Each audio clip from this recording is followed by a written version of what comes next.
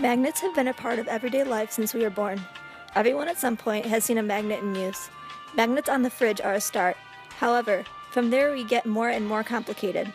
Magnets can be used to hold jewelry together, keep refrigerator doors closed, and even power roller coasters. In today's society, we are constantly faced with issues resulting from growing global populations, rising gas prices, and increasing environmental concerns. So the creation of a more efficient method of transportation is imperative.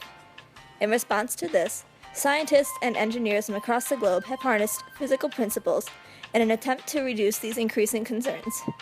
Much research has gone into automotive aerodynamics and fuel efficiency, increasing capacity in airlines, and reducing the negative effects of fossil fuel consumption. This research has ultimately led to Japan's brainchild, the MagLev Train!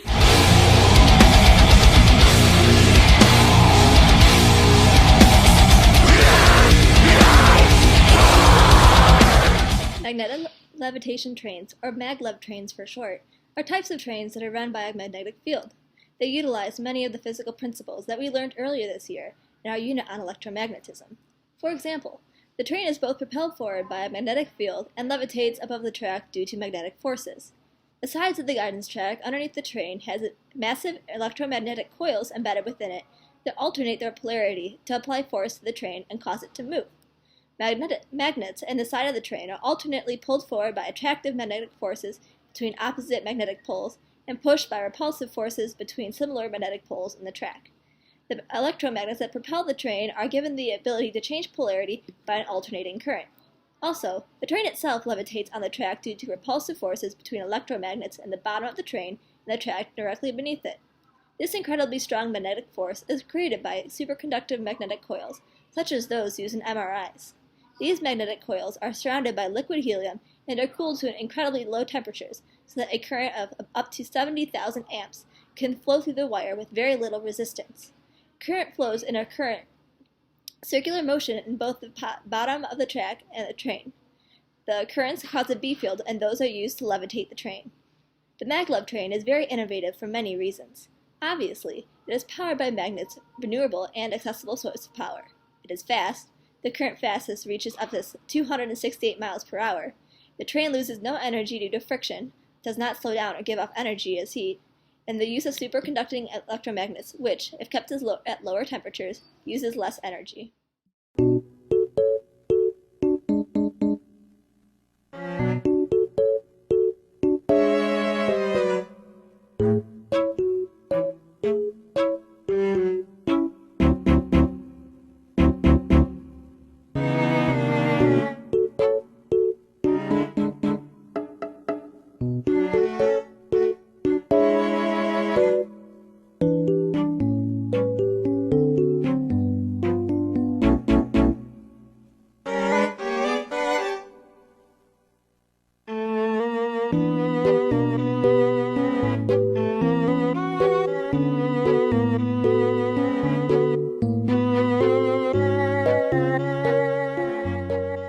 Since the magnets on here are oriented the same way as the magnets here, the B field here will push up on this, and so I just have to find how the B fields will cancel out, where I have to have the blocks for it to cancel out.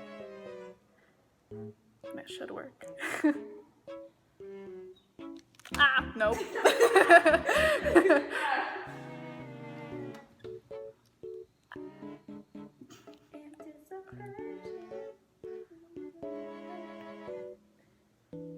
There we go.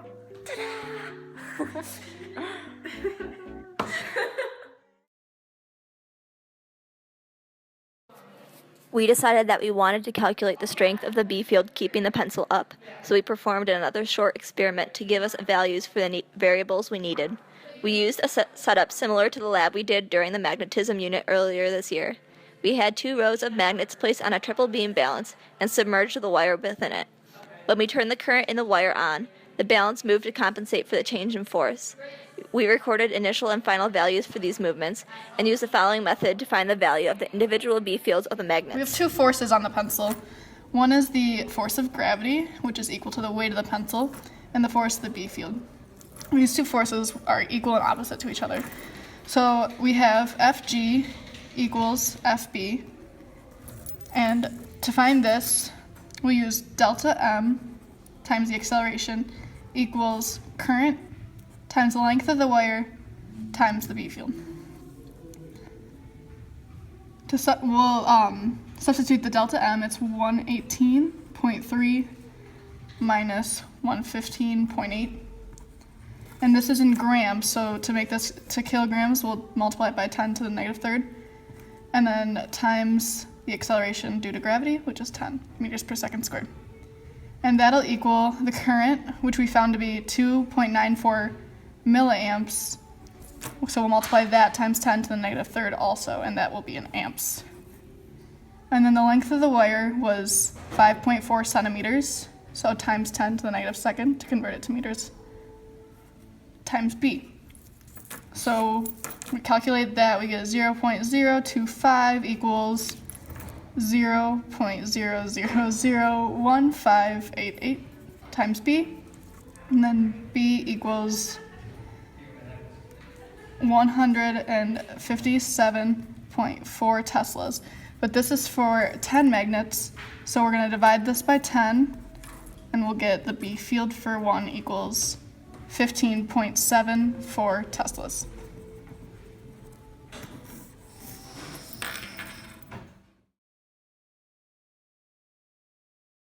Errors include human error in measuring mass, which can directly affect the calculated B field, position of hand-created homemade levitator, inaccuracies of measuring equipment, inconsistencies in the magnetism of the magnets, and effects of Earth's magnetic field. In the real world, engineers must consider the weight of the train in their calculations. They also must consider how much current is necessary to create the current that propels the train. There are a lot of inefficiencies of maglev trains that must be improved upon, including but not limited to the energy needed to power the train, the amount of maintenance needed for them, the effects of air resistance, and other safety precautions.